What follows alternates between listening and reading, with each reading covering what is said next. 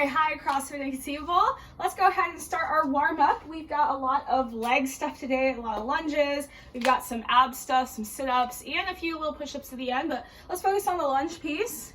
So we'll start with some Samson lunges to start.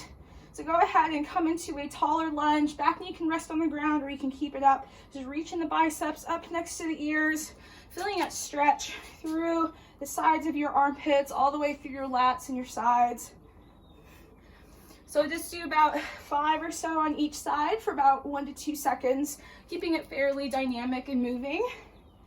Finding that grounding through your front heel so that you're able to press off through both feet to switch from the lunge. All right, let's move into some inchworm crawls. So go ahead and fold.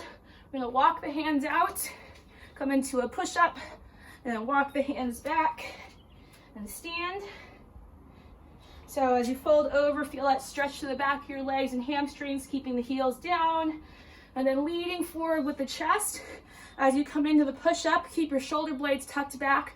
Look a few inches in front so your forehead doesn't meet the ground first. You're leading first with the chest. The chest goes in front of the shoulders, and then walking the hands back. So let's continue doing this for about another 20 seconds or so. Warming up the chest, warming up the back of the legs. A nice full stand in between each rep.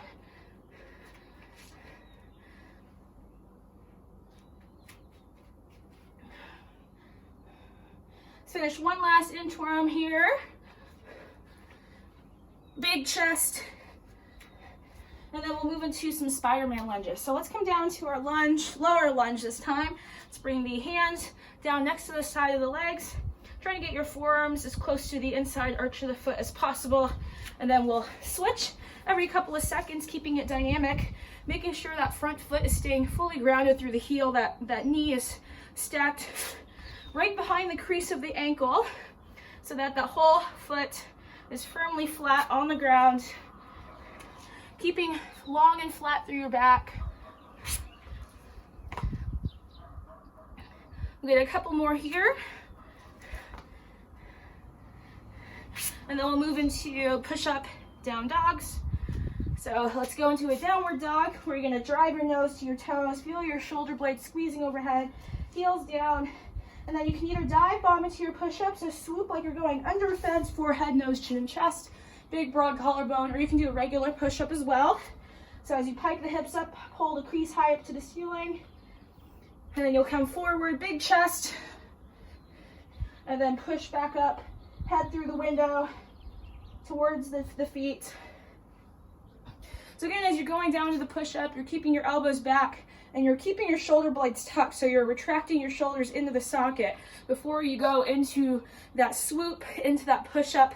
And that'll ensure that your chest is leading first in front of the shoulders, that your shoulders aren't rounded and dislocated out of the socket, but you're keeping them tucked back. You're limiting the range that your shoulder is going to be able to move around in that push-up. So go ahead and finish a couple more downward dog push-ups here.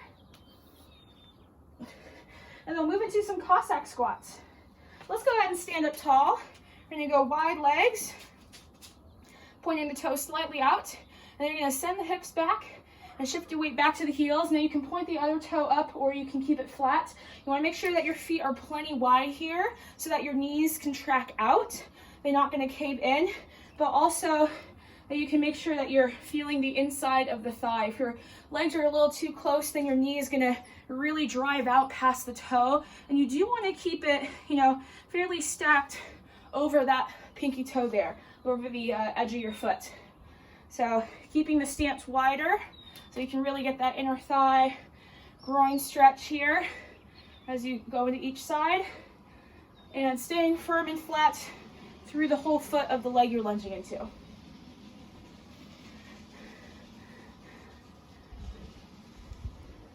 Okay, let's go ahead and move into, we'll do some core work really quick. So let's do some dead bugs. So let's go and lay on our backs. And we're gonna extend both hands and feet up overhead, and then we're gonna reach opposite arm, opposite leg out. So let's get about 5 on each side, staying flat through the back,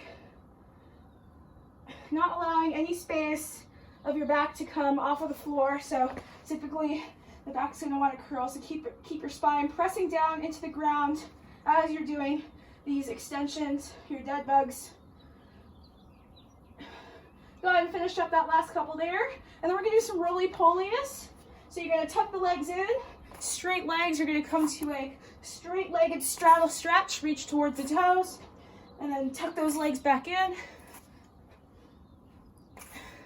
Let's get 5 with straight legs, and then let's get 5 going outwards in a straddle. So then going outwards, wide, hamstring stretch, starting to wake up that core, getting out of the sit-up there.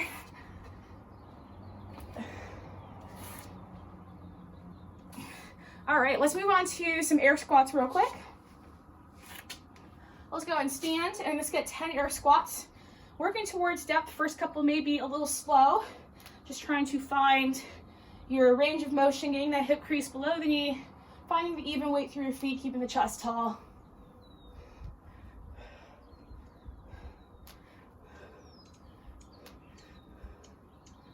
And then after we get 10 air squats, we're going to move into 10 push-ups of your choice. So for today's workout, you can do knee push-ups, you can find a bench and elevate your hands and do an elevated push-up, or you can do our RX version, which is keeping the thighs off the ground. So again, pinching the shoulder blades, look forward a couple of inches so that your forehead isn't coming down to the ground first, but you're allowing your chest to lead in front of your face. So we'll get 10 push-ups of your scaling option. And you should feel that you're able to get through these push-ups within 1 or 2 sets. So whatever option that you're picking for today's workout, so this is a great time to kind of do a tester for that. If 10 push-ups is hard for you, then pick an option that you can get through 10 in about roughly 20 seconds at most. All right, we're gonna move on to sit-ups. So let's go ahead and review sit-ups really quick since those are in the workouts. So sit-ups, we're gonna butterfly the legs, knees out wide. This is the RX version. You're sitting tall and you're gonna punch your chest through, making sure that those shoulders are slightly tucked back. You don't wanna come through with a rounded spine. So remember, the sit-up is an ab and a core movement. It's not a spinal flexion movement. So you don't wanna turn it into how far we can curve the spine around. We wanna turn it how much we can get our core and our chest through. So if you keep the shoulder blades back and think about pushing your ribs first, as you're coming out of the sit-up, then you're gonna come out a lot more straighter. You're gonna build a much more stronger trunk throughout your core, and it's gonna be less compression, less curvature of your spine. You do want the shoulders to be over the hips when you're at a 90-degree angle. So oftentimes I see people coming out of the sit-up and their shoulders are behind, so you wanna make sure that you're coming through.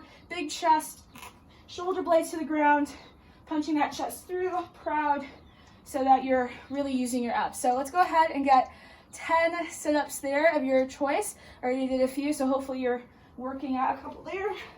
10 sit-ups. And for scaling options, so in the workout today, I'm gonna be doing a kicking version. So if sit-ups are a hard movement to do for you, you can always do the roly-poly style, where you bring your knees up to your chest and use the momentum of your legs to fire yourself out of the sit-up. And sometimes that just helps you to get out of the sit-up just a little bit faster. All right, and then lastly, let's finish with some body weight walking lunges, and then we'll do a couple of mobility things. So walking lunge, let's just do some in place right now, but if you have an area that you can do a few steps back and forth, you can do a walking lunge. Since these usually take a little bit less time than having to bring the foot back in place, usually if you have to step the foot back, it takes an extra second rather than stepping through into the next one. So let's go ahead and get 10 lunges, 5 per leg of whatever version you're gonna do. You're gonna keep that chest tall. Make sure that that knee doesn't go too far past the toes, that you're driving through the heel, and that you're able to push through the back toes just as aggressively. If you're doing a backwards reverse lunge, you want to make sure that front heel again is flat so you can push firm through that front foot. All right, so we'll meet you in the next video. We're going to go over the workout and all the different scaling options.